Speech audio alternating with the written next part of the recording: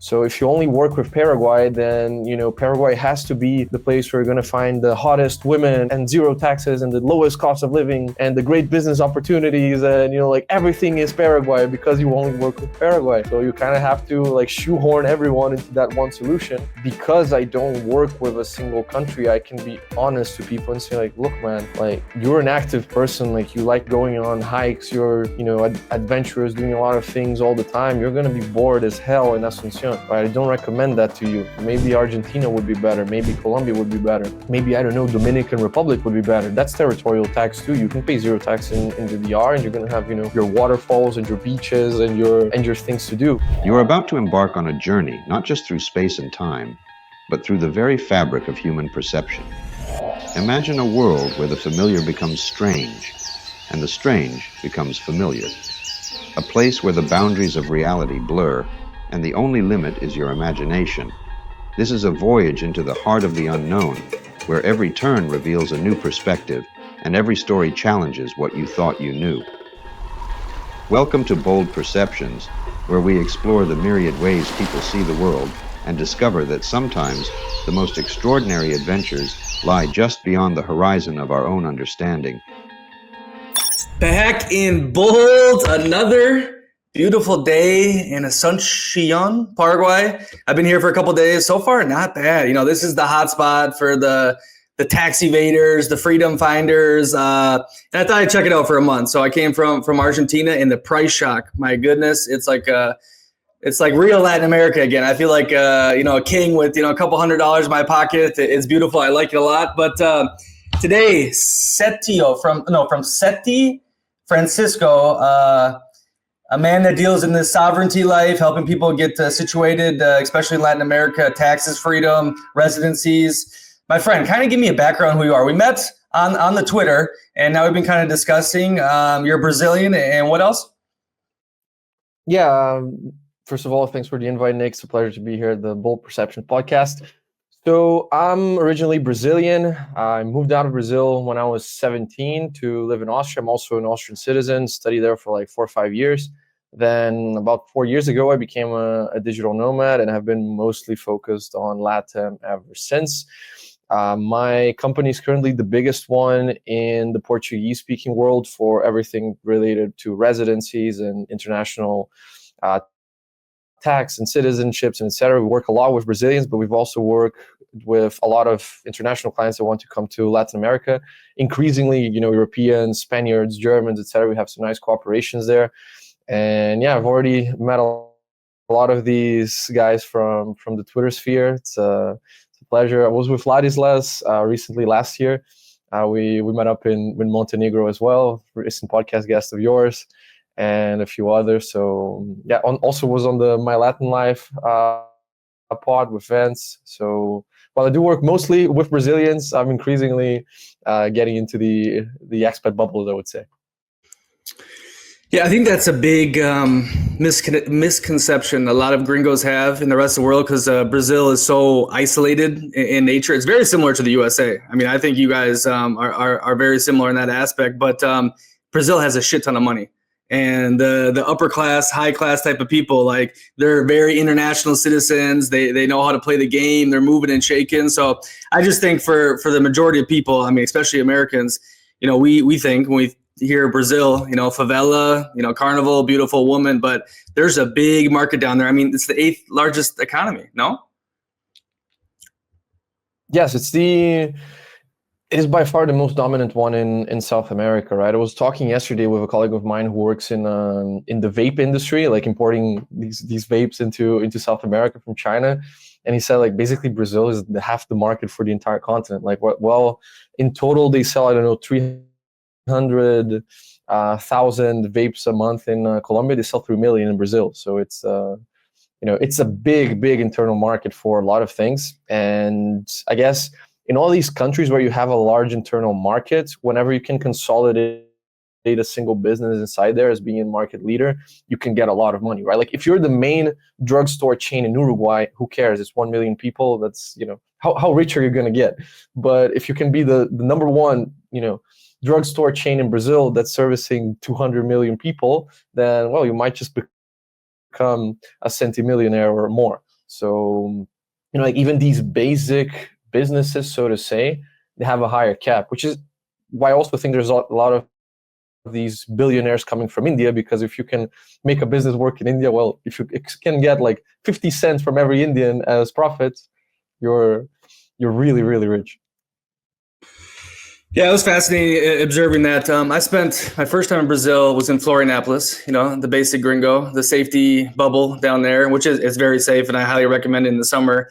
So I did see a lot of money and the celebrities and, the high class and the judiciary and so forth. So I was like, damn, this already shook the perception. But then I went to Belo Horizonte, in Minas, and I would meet these people, these families that had massive farms, right?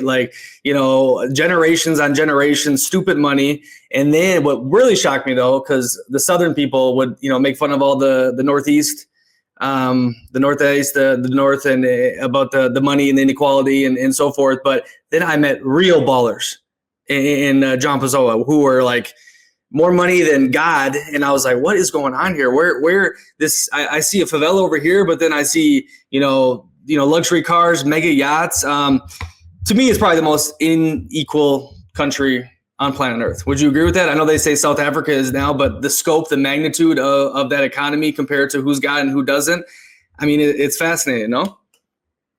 Yeah, it's, look, the inequality also varies a lot depending on the state. So if you go to Santa Catarina, it's way less unequal than the Northeast, because you can see this by the expat bubble, right? So in some cities, you go to the Northeast, I don't know, Fortaleza, Recife, the nice area, like the expat bubble, is 2 blocks, right? There's, from this street to that side, this is the nice zone that you can walk, where there's the rich people, with their wealth and etc.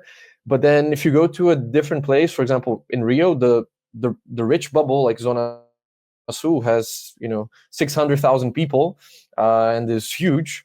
And same thing if you go to Floripa, basically most of the island is nice, and you can go there and it's fine, and you're going to be safe. So yeah, I would say Brazil, like if you look at North Brazil, that's probably some of the most unequal places in the world.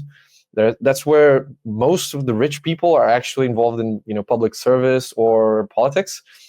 So like judiciary members getting all those wealth extracted. Whereas in Southeast, it's usually either people from the agro businesses or industry, or that they've built a legit business to become rich. I guess that's a big distinction here. But how easy is it for someone, let's say, from poverty to get to the middle class, or for a middle class person to get to that upper echelon? I mean, from what I saw, it's, generations on generations. It seems like you're pretty much born in this caste, and how do you make it out? I mean, now with social media and you got some internet where they can get some money from outside of Brazil, but it seems very challenging to move up in social classes. Is that true or no? Oh yeah, the rat race in Brazil is horrible. Look, there is a real reason why so many Brazilians emigrate, right? They're not stupid when they're going to Canada and they're going to Europe and they're going to the US, right? Like, oh, but the expats are coming to Brazil and Colombia and these places. Well, because having a remote income, earning nicely, you can go to these countries and have the geo arbitrage, and then you live much better on, let's say, 5K a month, 10K a month in Latam than you would do maybe in Europe with all the taxes and everything. But if you're poor, if you're low on the scale, it's much better to be poor in Europe than it is to be poor in Latam, because at least being poor in Europe, you have better public transportation, it's overall much safer, you have a better healthcare system, you have this cushion, and then it's easier to go from poor to middle class still in the US, in Europe, in Canada, in Australia, and all of the West, than it is in Brazil, right? But then when you've made money, especially when you have remote money, then Latam can become much more interesting, not only because of the tax, the cost of living, but overall, the level of service that you can get as someone who's living there with this kind of money. You said you lived in Austria, and you're a citizen, no? Yes. Your mother, father, who? Grandpa. I have from descent. Wow. Was it the Austrian-Hungarian Empire? No, he wasn't that old. Because I saw a lot of dudes like if they Yeah, were part no, of that. it's from the Austro-Hungarian side. He wasn't Austro-Hungarian, but my great grandpa was Austro-Hungarian. I already looked into it. I could get the Hungarian citizenship if I wanted, but I'd have to get to do like the Hungarian language test. And no, man, I'm not learning Hungarian. I'm fine. But okay, so you lived over there. You've experienced Euro lifestyle. What do you think is the big difference? Let's just stick with this Brazil aspect because I love Brazil. Spent a lot of time there. Like, why does Austria? And I've been to Vienna, Salzburg. I lived in Bavaria. Why does that function so much better than the chaoticness, the wild craziness that happened in Brazil? Where do you see the difference lies? Oh, in a lot of things, but Brazil is a complete chaos and a mess to do anything related to business, to try to grow anything. Like it's complete chaos. When you think of the German speaking countries, like yeah, they're bureaucratic, like they like their bureaucracy, but their bureaucracy makes sense, right? It's a bureaucracy that, okay, there's this form you have to fill, you fill out the form, and it's mostly fine, right? You have more rule of law. Brazil is just blatant, absurd corruption and going back, and like this rule is not going to be enforced, but then this rule is going to be enforced just to punish you if they're trying to audit you. It is a complete chaos to try to grow a business in Brazil, and then that's why a lot of people are leaving. Like currently, Brazil is on the top 10 countries that export the most millionaires in USD terms. So the people that would be bringing the jobs, would be bringing the factories, the investment, etc. They're not liking Brazil that much under the current conditions. And we had a movement under the Bolsonaro government to try to liberalize and simplify the business regulations and make it more streamlined, sensible. But they didn't go nearly far enough, and then their term ended, and now basically all of it is being reverted and made more chaotic. So it's a country that, just so you have an idea, Brazilian productivity basically hasn't grown for the last 2-3 decades. Like if you look at the general economy, it's grown, I don't know, like 20% in all these decades. So including phones, computers, internet, ChatGPT, everything. A Brazilian now is not more productive than he was in the 1990s, and that's because all of the regulation and taxes and everything else is being extracted basically. So the only area that really saw huge productivity gains was agro, right? The plantations, the farms, the cows, etc. That got like 400% productivity gains, and it basically offsets the rest of the economy that's been stagnant, unable to grow due to all these constraints. So is the Brazilian economy the same thing it was in colonial period? Just overlord, resource extract colony. I mean, it seems like that's where all the money comes. Pushing agriculture and like, and there's like a freaking slave state. Underneath the top dogs who run everything. That's how I viewed it and seen it. Is like the systems haven't changed since you're a Portuguese colony. Is that true, or am I not seeing Sao Paulo, the New York City of South America? No, I mean I think the current government in particular is actually incentivizing this kind of thing, right? The country becomes a resource extraction place because they're actively doing everything to get out every penny and extract from the business owners, from the investors, from people that want to do something for Brazil. So it is encouraging them to extract as much money as they can and then not reinvest it in Brazil because they're going to have zero legal certainty. They're going to have no predictability, and they're going to be taxed, until the end for it. So Brazil is still interesting if you're an expat, if you're going to live there, especially even if you're coming from Europe, you're going to pay less taxes in Brazil than you would in most European countries nowadays. Like if you have a US LLC, if you have a foreign entity, you still pay like 15% flat tax, which is nice if you compare to most of Europe. But especially if you're doing local businesses, that can go up way more. Because the way Brazil works, and not only Brazil, but most of Latin America, is that you have like all of these little enclaves of privileges, right? So while in Europe, most people are operating under a general company regime, in Brazil, most people are operating through a special company regime for small companies. When you're a small company, right? So if you earn up to 4.8 million reais a year, which is like 900K USD, you pay much less in taxes than you would as a regular business.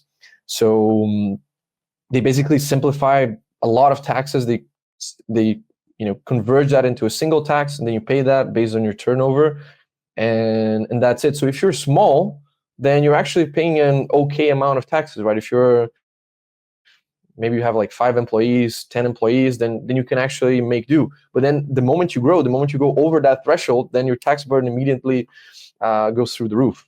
So, and that's similar in, for example, Colombia has a régimen simple tributario.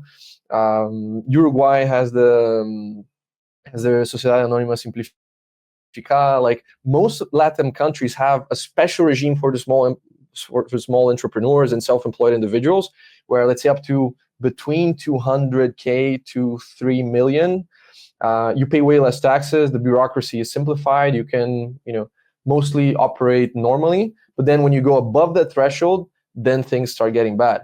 But then when you go much above, so when you're really like a big export company, then you can access the Zona Franca regimes. So most of the Latin American countries have some kind of Zona Franca, Zona de Exportação e Processamento, like the EPZs, the free ports, etc., where, okay, if you're exporting, then you're going to pay no corporate tax, or you're going to pay no import tax on your imports. You're going to, have a lot of tax advantages.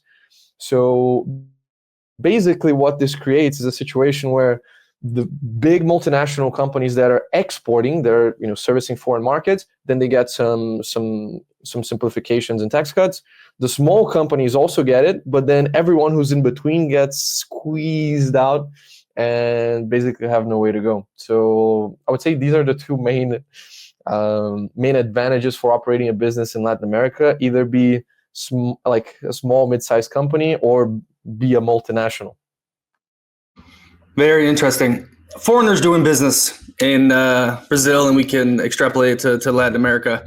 I'm owed a lot of money from a handful of clubs. This is in the American football I was talking about. And not only that part with owing me money, but how they operate, they talk, when they pay on time. I mean, it's a total shit show.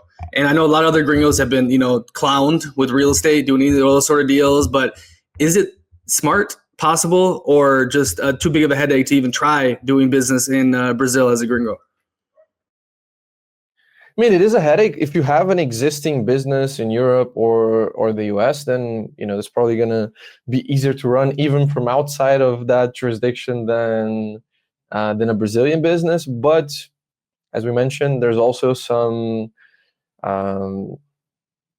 to be gained, right? Brazil is a big internal market, and in terms of Latam, it's also a thing that for many business models, once you're operational and running and making it work in one South American economy, then you can quite easily expand to the others, right? So because your marketing, your product placement, a lot of these things are going to be similar.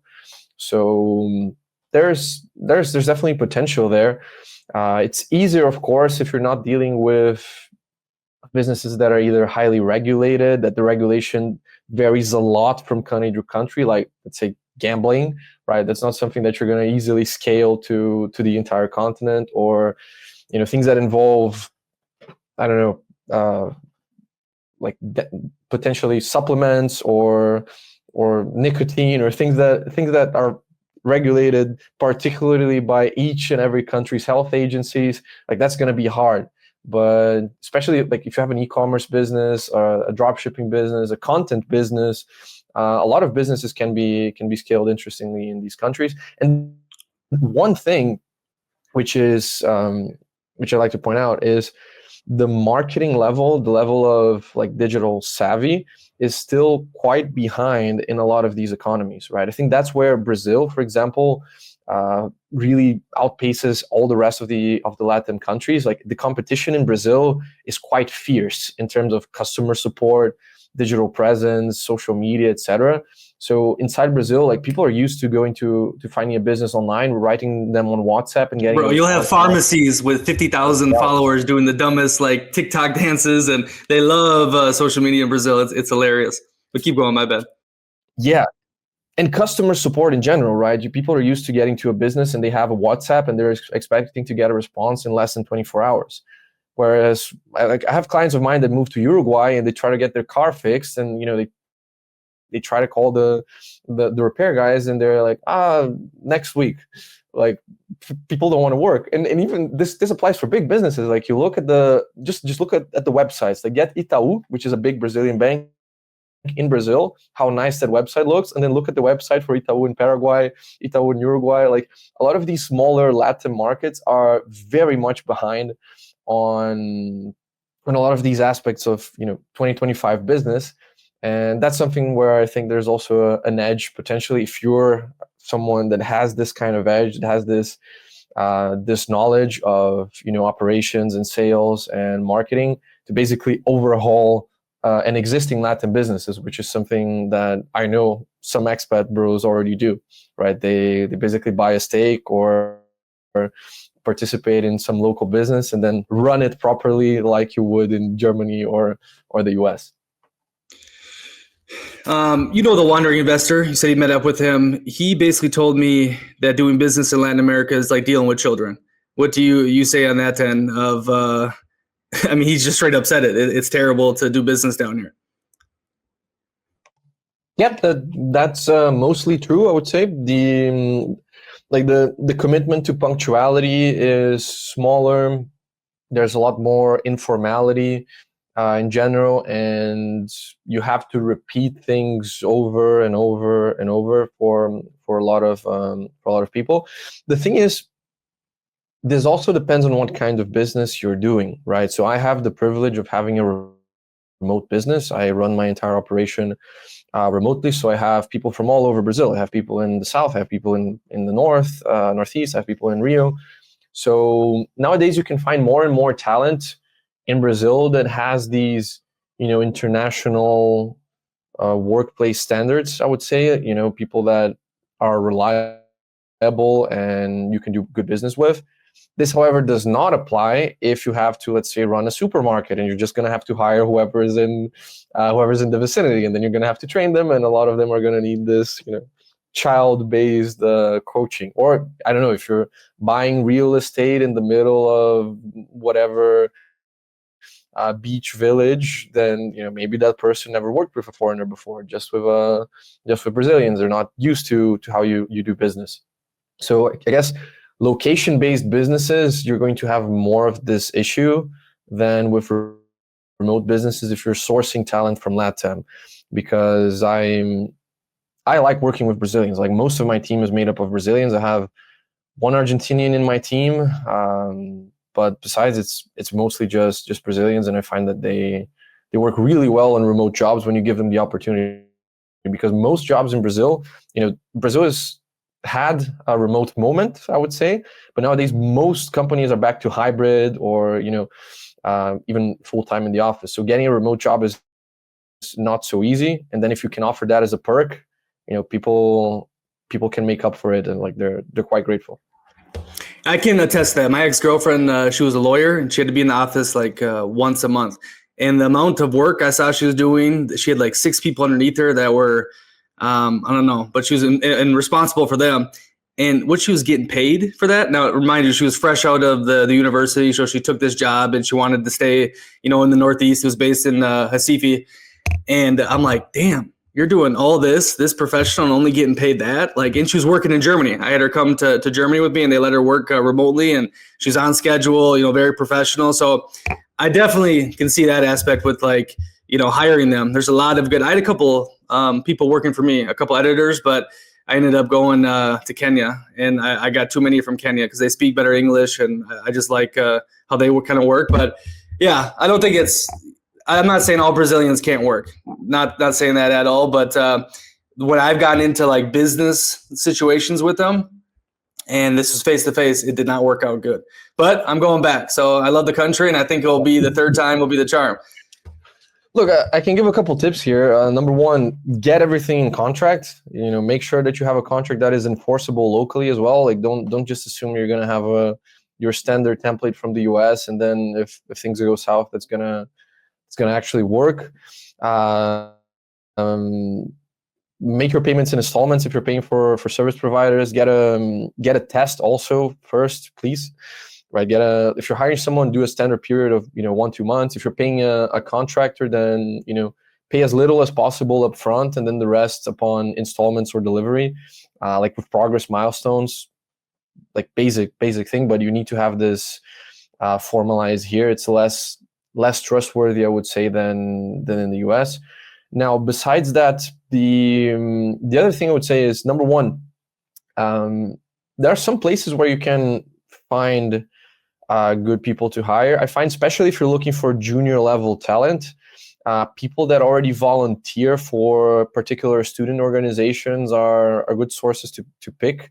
For example, I've had good success hiring people from Students for Liberty, because they're already more libertarian, conservative oriented. They have a bit of a more go-getter profile as well, because if they're actively putting their hours as a student on a volunteering for something they believe in, usually they're more engaged than someone that's just coasting through university. Similar thing, maybe people from Rotary, right, from Interact or Rotaract when they're younger. And also, nepotism is not so well seen in the first world, but it can be a reliable strategy in Latin America, as in, like, when you hire one good person, asking that person, like, hey, do you know someone who might do this, or who might be good at that?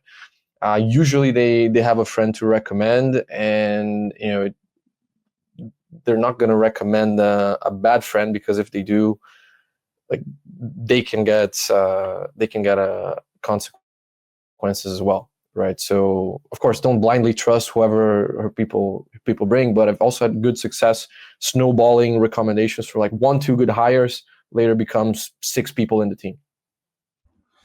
That's an interesting point, the nepotism. And I snuck into the high class in the Northeast, and I saw how they operated, how they worked, and kind of their bubble they lived in. Now, I'm curious with you, because obviously, okay, you lived in Austria, so you've experienced, the developed world, and then you're from Brazil, the developing world. Similar to the question I asked before, like, why does Europe function better, than Brazil? What do you think these main differences are in the mindset, in the way of life, that are, like, contradictory towards the first world? So, like, one, nepotism, yeah, it gets a bad rep in the USA, and it's great in the USA. You can go from nothing to something huge, right? There's so much opportunity in the USA. You're not really held back by a lot of other things. And even in Europe, like, there's a lot of nepotism in Europe as well, or gaining the ladder and who do you know, and so forth. But the dichotomy between the first and the third world, like, what are the big differences that you've noticed living in both? I mean, the importance of personal relationships is one of them, right? Like, all of these South American countries are more tribalized. It's more about who you know, and your ability to access certain circles is usually intro only. Of course, you also have that in every place in the world, right? But just overall, I would say that has more of a relevance in South America than it has in Europe or North America. And additionally, there is a higher trust in general in these places, and also higher long-term thinking, right? So people, there's a lot of scamming in South America. People are aware of that, because a lot of times people just want to make a quick buck, and they disregard the long-term consequences of those situations. And usually that is also related to how bad the country is, like the state of the economy, let's say. So, like Venezuela, people are in very, very bad situations. So it kind of forces people to either, starve or do something to survive. Not saying it's justifiable, not saying people should do it, but it is associated, right? Like, you have less of that in more developed, richer economies. So I've been kind of mixing in this Latam Twitter gringo bubble the last 2 years now, and I met a lot of cool people, learned a lot of interesting things. What is your perspective on it, being a Brazilian, and whether it's the passport bros or these shady gringos coming down here and never paying taxes, or the sovereign freedom fighter type of person? Kind of give me your perspective, and the Latinos, if you can. Like, what is the generalized idea about what these gringos are doing down here? I mean, I've also had mostly positive experiences, really, with foreigners in Latin America. I find that Latin America is one of the most welcoming places in the world, especially, I would say, Brazil and Colombia. Paraguay too. I would say they're like, the people are very friendly and very open to you if you're actually there to contribute, right? I have no problem with people paying zero tax, because I pay zero tax also, and I'm helping them do that. But I guess most of the time, when people have a negative association with foreigners, it's usually because people came here to do drugs, or just to have as much sex as they possibly can in a 1-2 weeks time span. It's, they're coming for the vices, not for not for a lot of the other things. But when you see the guys that actually put down some roots, that stay, like, even in a place like Medellin, which is famous for drugs and sex tourism, if you segregate yourself from that part of the foreigners, and you go to the people that are actually living there long term, man, they're very well integrated with the local communities. A lot of them are long term marrying, dating Colombians, or maybe they brought their own wives already, but they have local friends. They're people like them, and they like them back, right? Like, when you make an effort to learn the language, to not be so superior, right? Like, oh no, I'm coming to this third world shithole, and everything is so cheap, and I'm a god here. Like, yeah, you're gonna get bed stares, right? Like, what are the local people supposed to think of you when you act like that? But I find that the people who come down there really, with an openness, with a friendliness, with wanting to learn the culture or learn the language, they can assimilate to a level that you really never could in some European countries. Big time on that. You can never be a German. It doesn't matter how much you stay there and try to get in with them. You'll always be different. Like, I stayed there for 6 months, but I could just tell that like the expats I met that have been there forever, it's one of the loneliest places for expats. One of those statistics or whatnot. Like, you're never going to be a German. You know what I mean? So, but do you think it's actually welcoming, or do you think it's a facade? This is the big thing I've discussed, especially relating to Brazil, because on the outside, oh my God, I just met this person. They're inviting me to this party, and they're showing me this beautiful time, and they say we're best friends forever, and then boom, we never talk again. You know what I mean?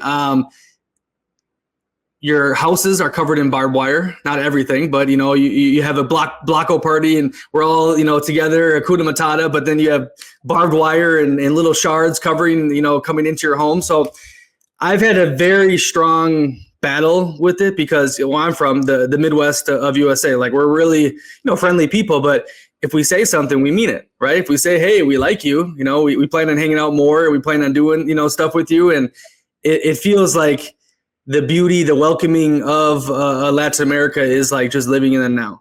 Okay. And then whatever happens after, happens, but it can be very tough for a gringo who's like, damn, I'm going to build a beautiful relationship, to just get the rug pulled from underneath them. Mm-hmm. Yeah, this is an important point, right? It's much easier to strike up a conversation and to, hey, let's go hang out, let's go do something, in Latin America than it is in Europe, I would say. Like, that initial contact is much easier. But at the same time, you do have this culture of people ghosting, or just wanting to save face, so they will not say a direct, like, no, I don't want to do this, or nah, I'm not going. They'll just kind of leave you hanging. Of course, this is always, we're mentioning stereotypes here, so it's not everyone. It's just more in that direction than in Europe. At the same time, when you go over that initial, like, friendliness phase, and then there's the, like, actually getting to know each other and do more stuff, And then after that, I would say is like where you actually make a real friendship. So you do have to take care of who you're bringing to yourself. So I've had expat friends that I've seen in Rio, for example, that they would like throw these big parties and bring rent a boat and make a big party on a boat. And then you'd see that there's some people that were really only there because they wanted to go to the party on a boat, or they wanted free booze. They were not there for the guy. They were not there for the friendship. So you do have to take care of that. And if you are the guy who's always paying for everything for everyone, then you're not making a friendship. You're building you're paying for servants. So but when you get to a level where you build actual friendship, like that's the place where people are like you're doing churrascos together, right? Like, hey, weekend, let's get together at my house. Everyone brings a piece of meat, some drinks, and let's make a barbecue, right? And that's not something that is only only very long term. Like even people that moved one, like in 1 year, you're probably already in those circles if you really cultivate these friendships. But of course, there also has to be some effort from your side, because you're the person who is new to their friend circle, right? They already have their friends, especially the older you get, like you already have your friendships established.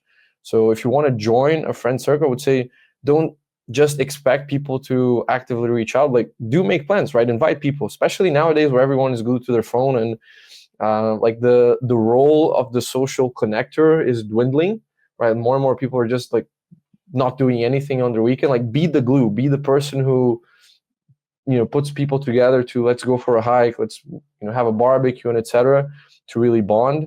And like, for example, my parents, they moved within Brazil, right, when they were 40 something, to a different state where they knew no one. Nowadays, some of their best friends who they meet every weekend, and like every other weekend they're making a churrasco together, like they're all people that they met like in their new place. So I would say yes, you can build great friendships in Brazil, but like everywhere, it will take effort. What I think is better about Latin America in general is that the initial flip of striking conversation, doing something together, is easier. Like that match, and then afterwards you have to build friendship like everywhere else. Yeah, it's very nuanced. I think dudes like that get clowned with the girls because they're leading with their wallet, and she was a gold digger. It's like because you were acting like you were Mr. King Kong at the start and throwing money around, so of course you're going to get screwed. And I think that happens too with the friendships and so forth. Is it's nuanced, it's touchy, but I think a lot of dudes, they first come down here and that initial warmth is like, oh my god, this is so intoxicating, and then hold on, cut. When dudes first get down here, that initial warmth, from the people and whatnot, is super intoxicating. And then all of a sudden, it's not there the next day or in a week, and you never talk to them again. It's kind of like they're not used to it, right? And they need to adjust to it. But that was an issue I had, a big problem, because I'm an emotional guy. My zodiac sign is Cancer, and I have a lot of feelings, and so it hurt. But let's get down to the nitty gritty, Francisco, because this is what you make your money off. What are the best tax setups in 2025 for non-Americans? Because the whole American thing is very complicated. But if you were to have a European, a German call you up today and be like, hey, give me the best situation in Latin America. What's the best thing you can do for me to set me straight, pay zero taxes, and live a free, fulfilling life? Cool. By the way, there are things that can be done for Americans. Just you're always going to have tax in the US, right? Like you can still choose a country that's not going to tax you more, but you're not going to achieve zero tax really as a US citizen. Now, in terms of tax residencies, there's a few points here. Number one, I wouldn't say like immediately, yeah, let's do zero tax. I think a lot of people focus too much on that number zero, but especially if you're coming from Europe, from Canada, Australia, etc., you're able to lower your taxes a lot, even in the countries that are supposedly not tax havens in Latin America, like Colombia or Brazil, right? And I would rather, and I know a lot of people that would rather live with taxes in Colombia than zero tax in Paraguay, or live with zero, with some taxes in Chile or Argentina instead of zero taxes in Uruguay, right? I would say, like, first question is, what do you want for your life? Like, do you want to be a nomad? Because if you want to be a nomad, then that's fine. We can get you, your Paraguay residency, your Panama residency. You're not going to have to live there. You can set up like your whole compliance package there to, have a real address where you can receive mail, have a tax ID, have a tax certificate, have a driver's license, have everything you need for your banking companies, your tax setup. If you're a nomad, that works, right? If you're spending under 6 months in any other country, then you can do that with these easy residencies that everyone talks about. And indeed, like, I would say Paraguay is currently 70% of our entire turnover is just our Paraguay residencies, because it just works so well, both for nomads and as a plan B. If you don't want to move yet, if you still want to stay in Europe, but you want to have a plan B in Latin America, then it works really well because it doesn't have these presence requirements as you have in other places, right? So in Colombia, when you get your M visa, when you get your temporary residency, if you're outside the country for more than 180 days in a row, then they can take that out, right? They can make your document invalid. Same thing for Argentina. You're not going to get your residence there if you're just like, oh, I'm going to be there 3 days. I'm going to apply for temporary residency, and I'm going to go travel and do something else. No, you're not, right? You're going to do that, and then less than a week later, the migration is going to hit us up and is going to say, okay, why did he leave? Can he show the plane ticket that he's coming back to Argentina? Can he show the reservations that he has to stay here in Argentina? Like, why did he leave?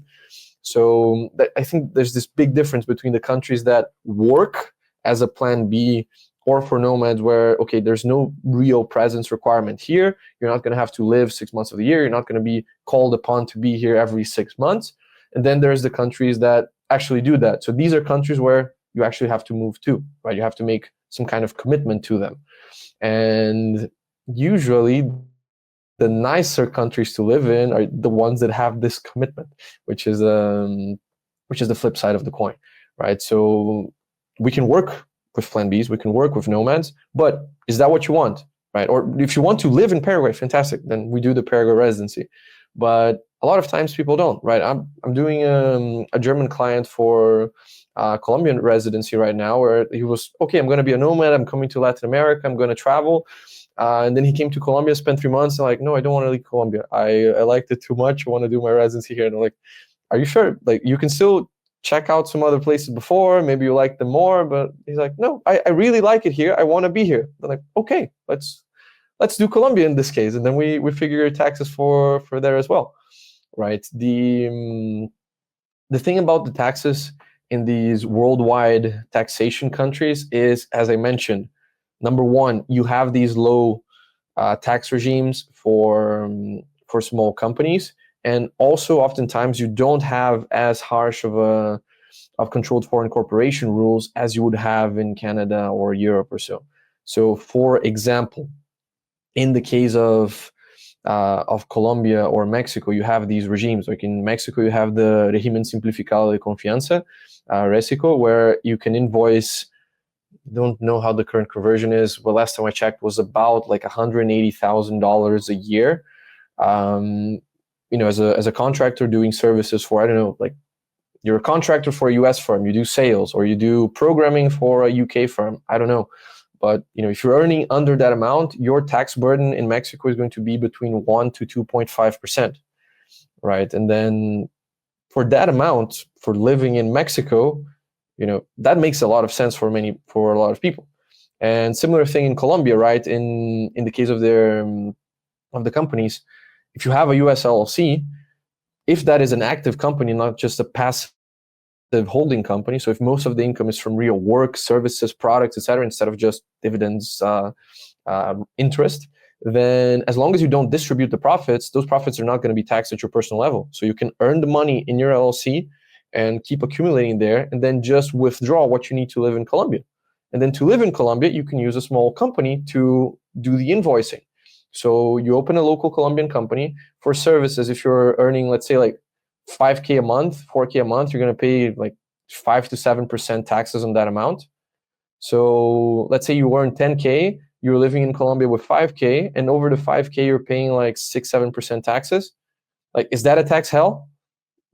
If you compare it to Australia, if you compare it to Spain, where you're going to easily go over 30-40%, that's a complete tax haven, right? It's not a tax haven if you wanted to build a factory, but especially at the personal level, Latam is much more flexible than a lot of people think it is.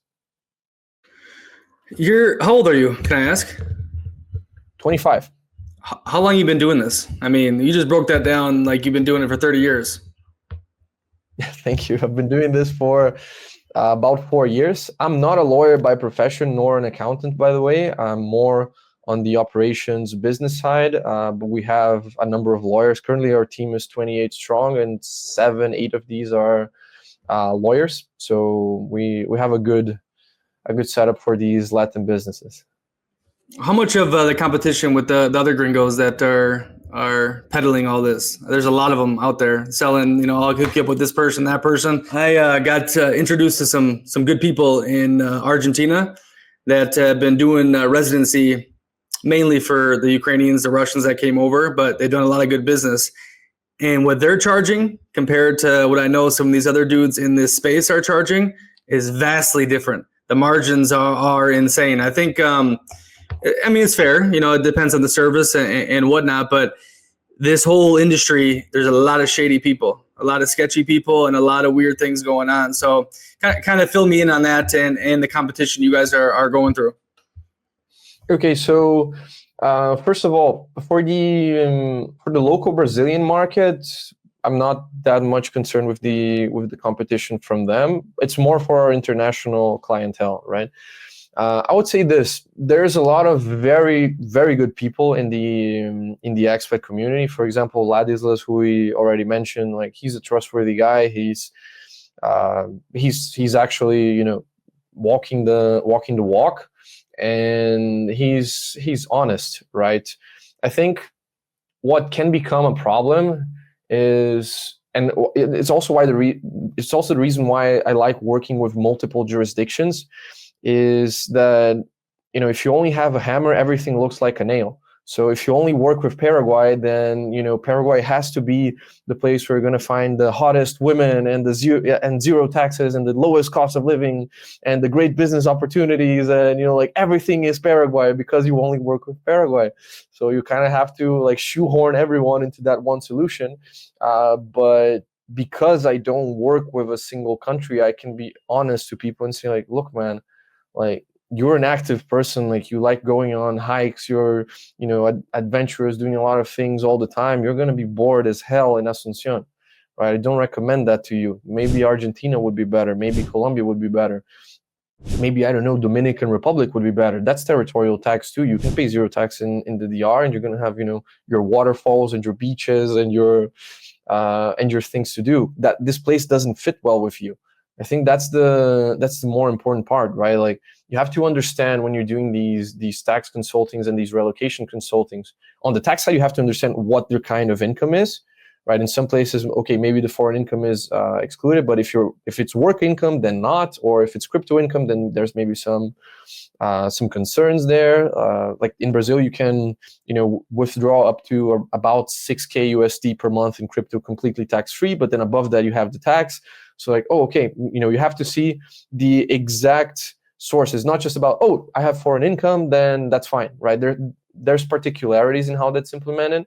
And then, of course, like, who are you? Are you, a father of two who's looking to get a place with a good school for your children? Or are you a, 25-year-old digital nomad that wants to travel the world? So there's that.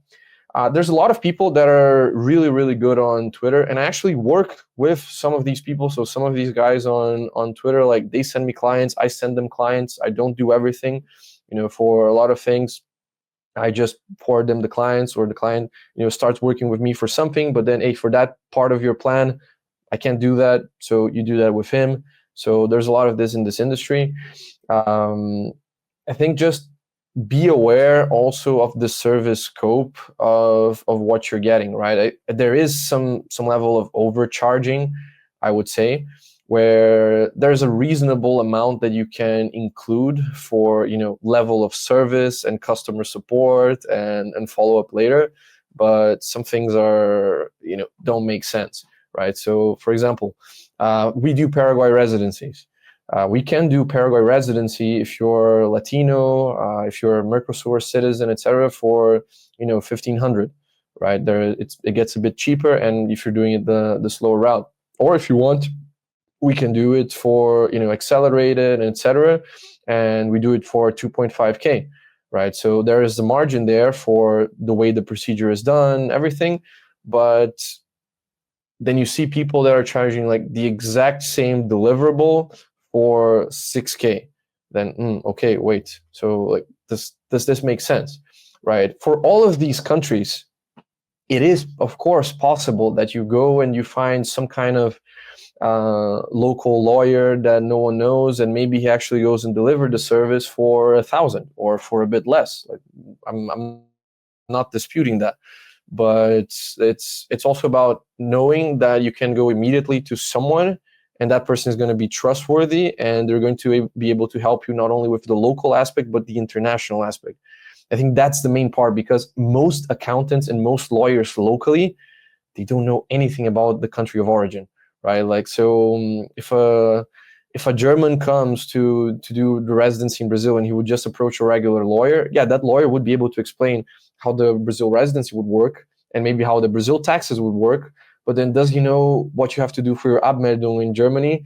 And does if you have a weitet beschränkte Steuerpflicht in Germany as well? Like, he's not going to know that.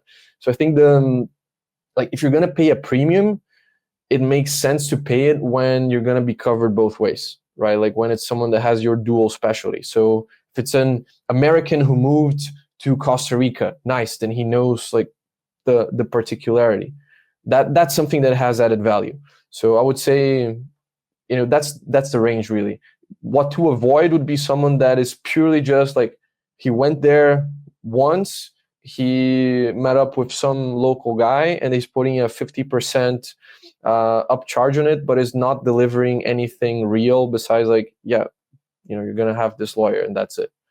So that's what you would want to avoid. Like, either work directly with a lawyer cheaply, and make stuff work with a real firm that is more established, and you're gonna have everything good, or work with someone that knows your particular background plus place of origin. I think these are the main ones. But if it's outside that and they're charging the price of a big firm or a cross-country specialist, then that's the scenario you want to avoid.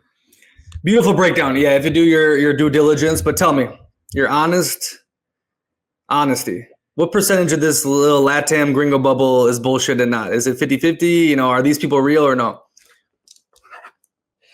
Ah, man, I found a lot of people that are kind of bullshitting, but there's also, it's also about particular opinions, right? I think everyone has a different view on some place. So like, I was commenting with a few friends about Santiago recently. I'm here in Chile, and I've had people tell me, oh man, yeah, Santiago is by far one of the best cities in Latin America. And I had some people say, oh no, Santiago is definitely one of the shittiest, worst places I've been in Latin America. So like, how do you explain that discrepancy when neither side has a financial incentive for anything, right? Like, they're not working with it. It's just like regular expats that went there. And I don't know, maybe they stayed in a different part of town. Maybe they went while everything was great. They were in a cloudy week. It's funny. Like, I think everyone has to see a place for themselves. Like, it never, as much internet experience or recommendations you can get, that never replaces your feeling when you're in a place, right? When you have that experience firsthand. So I think it's valuable to get the recommendations, particularly from people that you vibe with, because in the end, that's it, right? Not every place is for every target audience. So make sure that you're getting your recommendations from someone that aligns with your values, with your principles, with what you like. Like, I've had friends, like from our clients, from everyone that we do for Paraguay, like I would say 89-90%, they get the residency and they leave. But increasingly, we have this 10-20% that are actually staying down there and living there and, liking it. And they like it. They enjoy the expat circles, and they like the restaurants and the shopping malls and the steaks and everything. And I personally could never live in Asuncion more than a month a year, 2 months a year, right? It's not the city for me, but I understand that I'm not everyone, and that it is the place for some people. So it's really about finding your tribe, and then which cities align with that. Yeah, I agree with that. But like overall, the most of the guys that are peddling the different residencies and so forth, most of them are legit on the Latin America gringo bubble, or just really do your due diligence on all of them. Yeah, really do your due diligence on all of them. Do your due diligence on me, really. Like I wouldn't say to trust anyone blindly. I would say, especially when we're dealing with tax, also, it's important to have someone that is a real tax professional, right? Don't do it on the bro advice. I've already seen a couple of clients that came to me already from that they were doing bro advice, like, oh yeah, like especially when you're in the drop shipping and the crypto spaces. That's where people are mostly just copying what their friends did. So like there's a lot of people that are opening US LLCs when like a US LLC would not work for you, my man. That's not what you're looking for. And like for a lot of people, US LLC is the best entity, like especially if you're a non-US citizen, you can have a US LLC and be completely tax-free in a number of countries, but it's not for every business model. It's not for every residency combination. Right? If you live in Portugal or Spain, maybe reconsider. It's not necessarily going to give the result that you're looking for. Sometimes it's going to just give you more work and more compliance burden. So yeah, so I would say take care with just following your friends or bro advice, right? Like just because some guy went and got Paraguay residency and now he's selling it to other people as well, it doesn't make him a tax expert. And same thing with ChatGPT, right? Like you see a lot of people commenting on the programming sphere now about vibe coding, right? Where some guys are just using Replit or ChatGPT and so on, and they're creating entire apps out of scratch. Dude, Riley AI, who used to be called Bookman, I had him on the podcast like 5 years ago. He created an app where you can talk into the app and it vibe codes for you. The dude is taking off. He's blowing up. I highly recommend people. Riley AI. He's the best AI learning guy out there right now. But anyways, vibe coding. Yeah, so there's some people that are trying to do like vibe tax planning, right? Where they just ask ChatGPT all the way out, or they just ask someone who did it. And that's very dangerous, man, because the AIs they make a lot of things up. They don't consider a lot of the second order consequences as well, like some things that may completely like royally screw up your tax plans if you fail to take them into account, which an AI very often does not, and they're also not always really as updated. So like I've had clients come to me like, questioning like, oh, but ChatGPT is telling me this. And then like you have to explain like, look, man, if you were to follow this ChatGPT advice, you get screwed. And similar thing with, bro recommendations.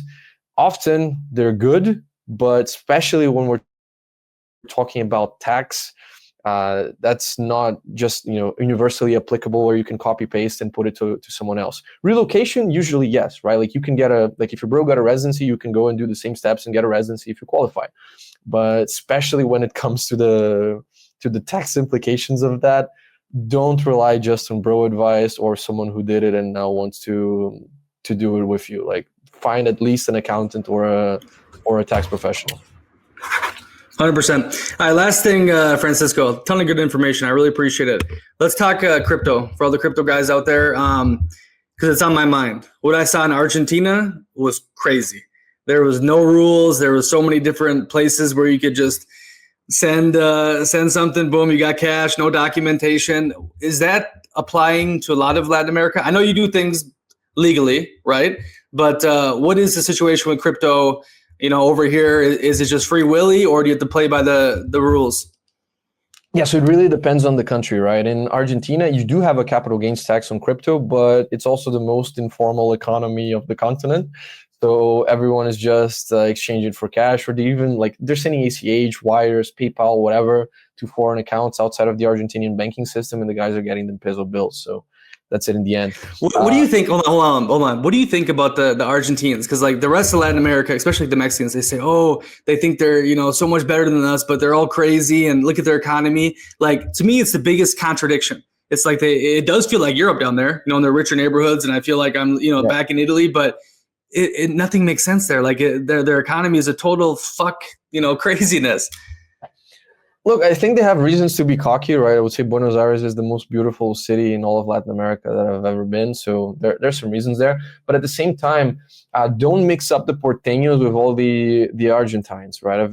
have a good amount of friends from Argentina that are from Cordoba, and they're way more chill, way more humble and nice than the average guy from Buenos Aires. I would say Buenos Aires in particular, like they have a bit more of a cockiness, arrogance to them.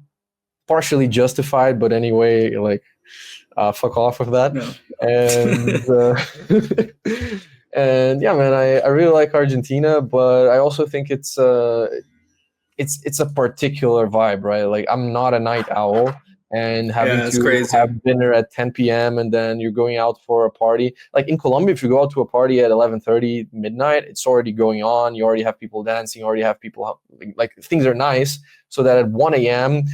2 a.m. you can leave and go to sleep. Like in Argentina, you go to these parties and like 12:30, it's barely even opening, and it's only getting the people in at like 1:32, 3 maybe, and then it's ending at 5, 6. Like I'm not gonna blow my circadian. It's mental cycle. illness. Yeah, I'm not gonna do that. So yeah, but then coming back to the topic of crypto, right? It really depends on country to country. We have like a wide variety in Latin America. So for example, in Argentina, you do have to tax 15%, but it's very much off market and formal. In Colombia, you don't tax any of the gains between crypto. They're only taxing the gains when you bring it to fiat. So there's also some opportunity there. Venezuela I found to be very much crypto friendly nowadays. Like when you'd go into even, like corner grocery shops, they have the QR code like for you to pay with Binance Pay, for you to pay with crypto. Like everywhere in Venezuela, you can pay now with Zelle, you can pay with crypto, you can pay with like Panama bank transfers. Like they accept everything US, Panama, and crypto related to not have to take the bolivares. So you can go very far with crypto in Venezuela as well. And then Brazil, of course, is the country where it's simultaneously the worst and the best. The worst. Wait, amigo. Venezuela, you actually have experience there. You spent 2 months there. Yeah. I mean, not many gringos have been there, and I heard it's the most expensive place ever. If you want any sort of Western goods, I mean, you got to pay extraordinary fees for anything, no? Yeah, so I wouldn't say it's the most expensive place in the world, really. In average, yes, like for restaurants and goods like supermarkets, it is expensive. It's, Spain-like prices. Like you're going out to the beach, you're getting some regular fish with coconut rice, and you're paying like $18 in margarita, or $16, something like that. So it's not like standard like Colombia prices, Paraguay prices. It is higher. That's cheap. What I saw that one dude. I've heard other people say they go to like the supermarket, the rich supermarket, and they pay $10 for a Snickers bar. You know what I mean? Like the Western goods that are imported are extreme prices. I saw a video that the famous travel guy, he was there like 6 months ago, and this is what he was showing on the thing. So it's not the case. Yeah, it depends on where you go also. At least when I went last year, so it wasn't that expensive. It is expensive. It's more expensive than going to supermarkets in Brazil or Colombia or so on, but like not $10 for a sneaker bar. Maybe that changed, or maybe he was in a different place for that. Keep in mind, Margarita Island in particular, they're a special economic zone now. The entire state of Nueva Esparta was declared a special economic zone, so they have waves on the import taxes and everything. So if you're going to Margarita, that's going to be cheaper on the imported goods in general. Now, the thing about Venezuela that can make it cheap is that at least on the real estate side, it's very cheap, right? So if you can lock in a long-term rental or even buy a property, you can do, it's still possible to get a house at a private gated community, 2 minutes from the beach in like some of the nicest areas of Isla Margarita for like $50,000. So that's something that kind of offsets the rest of the cost of living, because you're not going to get something that cheap in Brazil or Buenos Aires or Valparaiso. Compare that Margarita, because I've heard about this. I did a podcast with the Venezuelan Insider a while ago, and we were talking about this because I was like, I saw apartments going for 30, 50 grand, nice apartments in Margarita. Is it on par with Floripa or Noriana? I mean, what kind of island life would you compare Margarita and Venezuela? Is it better? Okay, so let's compare Margarita to Floripa, because that's where I also have more experience. Margarita is smaller on the city level, like Pampatar, for example, where you're most likely going to stay, is not as big as the center of Floripa. It's not as big as Jurerê, so it's not as many things to do on a social life aspect compared to Floripa. Floripa has more, I would say.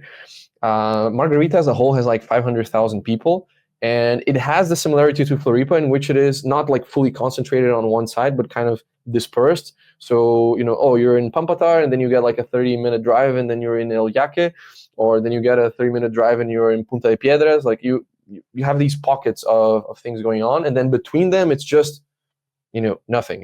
You're like empty nature, hills, etc. The climate is much drier, so it's not like these tropical jungles that you would find in Florianopolis.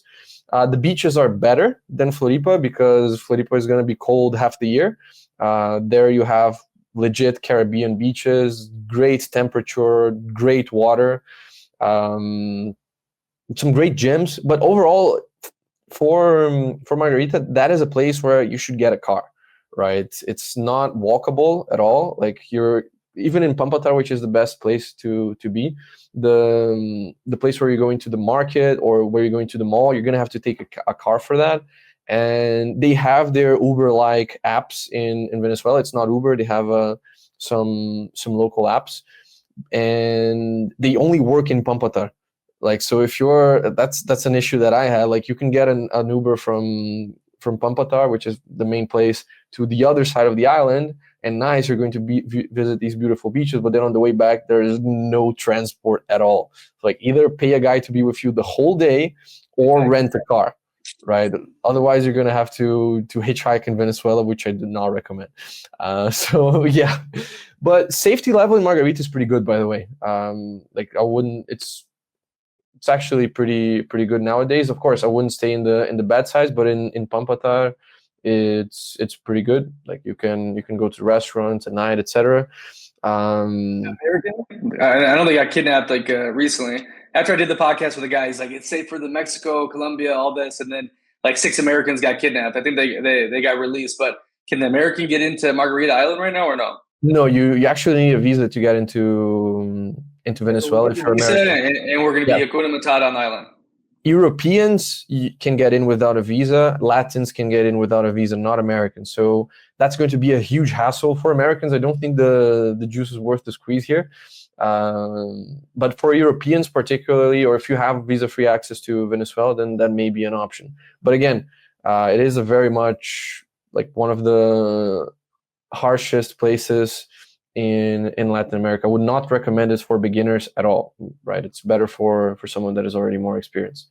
And then, but yeah, they use crypto a lot. That was the initial point. And then in Brazil, they also there's that advantage which I said, which basically you can sell up to 35,000 reais per month of crypto tax-free, which is close to like $6,000-$7,000 currently at the conversion rates. So that's something you can use to finance your lifestyle in Brazil tax-free if 6K is enough for you to live. But that's then when you go above that, you do have to pay 15% flat tax on all your gains. And Brazil, annoying part, Brazil does tax gains between cryptos. So if you're realizing a trade from Bitcoin into USDT, then that is also a taxable event in Brazil if you're a tax resident in Brazil, of course. So there are some long-term strategies that one can use, especially Brazil and Argentina. I find interesting because of the prospect for citizenship, right? In Colombia, if you're a gringo, it's going to take 10 years for you to get citizenship, 5 years of TR, 5 years of PR, unless you marry or have a child there. But Argentina and Brazil can be much faster. So that's one where becoming a tax resident, paying some taxes, will give you much better benefits than just having the Paraguay tax residency. That's realistically not going to lead to citizenship if you don't have real ties to that country. Yeah, the investment thing, real estate one is still there, right? 150 grand, and I get permanent residency, do it for 1 year, and I can get it to citizenship. Explain that for me, the Brazilian one, because I was going to do this in João Pessoa, but things fell through. If I spend, was it $1 million in the northeast, I can get it? Yeah, it's 700,000 reais in the northeast and north, and then 1 million in the other regions of Brazil. So currently that would be 130 to 200K, like in USD terms. You do not get a permanent residency though. They've changed the way this works. Previously, you could get the temporary residency permit for investors and then convert it to a PR before the expiry date was due. Now they're only converting it to the end. So you get a temporary residency permit that's valid for 4 years. And then only when you're finishing those 4 years can you turn it to a PR. That's a fairly recent change from last year to now. So if someone is going for the citizenship, best would be to do a business investment because that's an immediate PR, or do a retiree visa if you can, if you have some kind of pension or retirement. It doesn't have to be the full 2K per month of the income. You can supplement it with other sources. But if you have a permanent recurring income, then that would be an option to get a direct PR.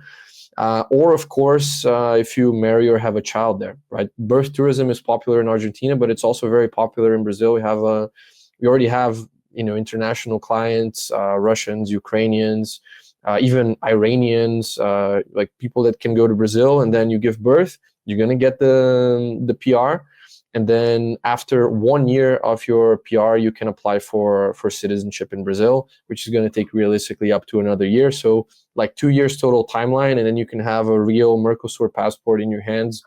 And, basically you're free to live anywhere in South America. So why did Lula take out the real estate investment thing? It's still existing, but now it takes 4 years for you to have the TR to a PR. I mean, I don't like the government. I'm not gonna make excuses for them. I think they should all burn. Let's get a freaking visa. I have to do a visa now to come back to Brazil. And it's like, what are you doing? Like, there's a lot of people that make a lot of money off the tourism and Brazil crazy. has less international tourists per year than the Dominican Republic. In Colombia too, no? Yeah, like they're in total, the entirety of Brazil, 200 million people receive less international tourist arrivals than the Dominican Republic. So like the country is not working towards that. Maybe in the past it was, but currently they're chasing away capital, unfortunately. Yeah, and to end this podcast, I'd like to talk about that because I'm moving back to Brazil. Where do you see Lula taking your country the next year or so? I forgot when the next election is. And then is the rate going to stay like this? I mean, what is it, 5.8 to $1? Last time I was there, it was 4.7. So I'm currently making a little on this exchange rate. It's 6? Like yesterday it was 6. There was a 5% hike. The worst part is I have a lot of reais. I have a lot of reais on me that I've held from 2023 that are fucking worthless now. It's ridiculous. Yeah, not a good investment, my man. Don't hold FX on Latam currencies. Look, in terms of the prognostics, Lula currently has very, very low popularity rate. So like people don't like him. Everyone is pissed off. The economy sucks.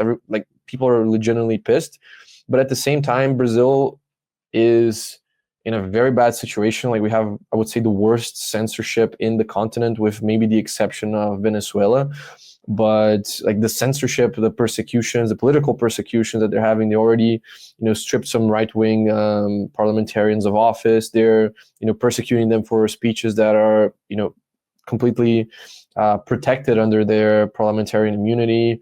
They're going after like regular people that maybe go viral and say something about the current regime. So the regime currently has low popularity, but they're clamping hard in terms of censorship and like internet control. So if it were a fair election, for sure, like next year Lula would get voted out, absolutely. But with the way the current situation is, like the way the country is being run, I don't doubt that they could steal it, right? That they could do something there. Wait, That aren't you worried talking like this then? Or because you're an Austrian citizen, you'll be fine? Like you can talk all you want. I mean, I'm not accusing anyone of everything. I'm just saying that I fear for the country. Like I think the right should win an election, but with the level of censorship that is being done, like not many people want to speak up as well because of fear of censorship, right? Like they're now charging Bolsonaro, trying to put him in jail, just like they did with Trump. Like Brazil is literally following one by one the U.S. thing, including the Capitol storming. We had that as well, January 8th, where there's people still in jail for that. So I don't know. I'm not bullish on the future of Brazil, sadly. I still think it's a great citizenship. I still think it's a great place to enjoy my time, right? I like spending time in Brazil, but I'm not making myself a resident of that country because I work with helping Brazilians move out, and I think there's some risk with that as well. But of course, regional differences matter, right? So while Brazil as a whole is not growing, Santa Catarina still grows a lot, Paraná still grows a lot, Minas Gerais is still growing a lot, right? Like some states are lagging behind and some states still continue to grow. So you can find some solace, some refuge in the areas that are being better governed, right? It's like Santa Catarina voted 70-something% for Bolsonaro, and like only 30% for Lula. So like that's the most right-wing state in all of Brazil, and it's also one of the places that grows the most. So that's a nice place to check. It's Santa Catarina is not just Floripa. If you go to Balneário Camboriú, that's going to be safe and nice, and very very much upscale, more of a Dubai of Brazil. If you go to Itajaí, that also has some nice beaches. If you want to go something a bit more like traditional Brazilian, not as many foreigners, Blumenau, Jaraguá, Joinville are all nice growing cities, industrial poles. There's a lot to do in Santa Catarina besides Floripa for those that want to check that out. The fastest growing state though. The fastest growing one, what it is? We're not the fastest growing, but we're like second or third in terms of Paraíba, the João Pessoa and Campina Grande. Those are the two most moved to cities when I was there, 2023. And that state is blowing up, man. I'm telling you. Are you not a big fan? You're not a fan of the Northeast at all. I haven't been to João Pessoa yet. I still have to visit. I have some good friends there, but it is picking up a lot of attention even inside Brazil, because basically it's the only northeastern capital that is well run. So basically they're attracting a lot of people, even from Recife, from Salvador, from other northeastern places, because they have their things together. Last thing, the quote, Brazil will always be the country of the future. Do you believe in that, or what is your thoughts on the famous quote? Look, I think Brazil has probably the most potential out of all of South America. If we could get a Bukele in Brazil, there would be no reason to live in Paraguay or Uruguay ever, right? Like these two countries, they only really have some kind of attractivity because Argentina and Brazil are so poorly governed. Because if you were to get something even close to current El Salvador or Panama or Chile institutions and situation in Brazil, that would make the country top one for sure. But that's a lot of ifs and buts, right? I don't think real change is going to come that soon. I hope I'm wrong, but it's probably going to be, I guess, like 5, maybe even 10 years of more suffering and stagnation for Brazil until we reach a point like Argentina, because we didn't go as low as Argentina went, right? We didn't get to a hyperinflationary situation like Argentina, although we did have hyperinflation. It was different though. Like Argentina, still the poor people don't seem that poor. Yeah, like maybe the extreme, villas they call them, favelas down there. But like the average person, I was like, you're doing way better than the average person I met in Brazil. You know what I mean? Like, and I think, I don't know, like Argentina, the whole situation there is mind-boggling to me because they're not living that bad. They're not living like extreme poverty like I saw in Brazil. Yeah, at the same time, Brazil still has some kind of economic stability, right? I think once that really goes over, that's when we can see a more radical change in Brazil. Because currently, I don't see someone coming with a Bukele or Milei style approach. Like we have to cut everything, and we really have to endure some pain to make this work. That's not what the people are talking about right now. Like I don't think the right wing in Brazil is ready.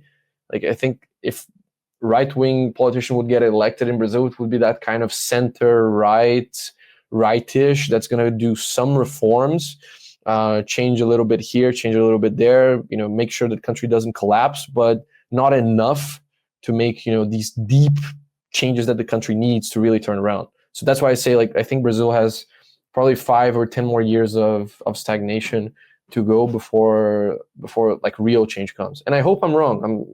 I'm saying this really like hoping that maybe in the next election even we can get someone like a Milei to appear and make it work. But I'm doubtful of that. So I would focus on Brazil more for the citizenship, for the lifestyle, but don't have all your assets in Brazil and have most of your investments in Brazil. I think that's a risky proposition. Yeah, honestly, for the gringo, it's better if Brazil continues on, what it does, because that place is, I think it's been since it was created, and it will continue to be a paradise for the people who have the money, because it's unbelievable. The way you can live there it blows your mind. But Francisco, I appreciate it, man. You're very intelligent and only 25 years old. I was shocked. But pitch your services again at the end of this. So, you're going to help dudes out with residency, finding tax havens, kind of, what is your full services? Fantastic. So if anyone is interested, you can reach out to seti.io, 2 T's, 2 E's, or at seti.io. I also have my personal profiles at Fran Litvay, Litvay, on Instagram, Twitter, everywhere. Feel free to reach out. We can help with basically relocation.